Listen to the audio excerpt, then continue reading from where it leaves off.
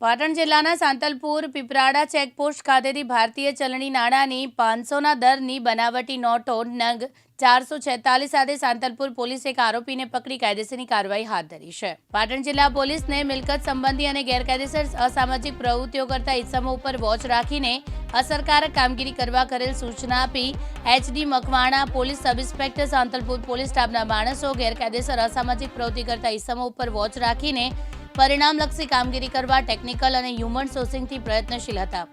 તે દરમિયાન બાતમી હકીકત મળી કે ગણેશ ટ્રાવેલ્સની લક્ઝરી બસના અંદર ગણેશ કામત નામનો એક ઇસમ જેણે શરીરે સફેદ કાળા બ્લુ કલરની પટ્ટાવાળું ટી શર્ટ અને કાળા રંગની નાઇટી અને પહેરેલ છે। તે ઇસમને લક્ઝરી બસમાં સિંગલ સીટની લાઇનમાં પ્રથમ સીટની ઉપર ભાગે સૂતેલો છે। બીકાનેર રાજસ્થાનથી મોરબી જઈ રહ્યા છે, જેની પાસે ભારતીય નાણાંની બનાવટી ચલણી નોટો છે, જે લક્ઝરી બસ વહેલી સવારના સાંતલપુર થઈ આડેસર કચ્છ તરફ જનાર છે।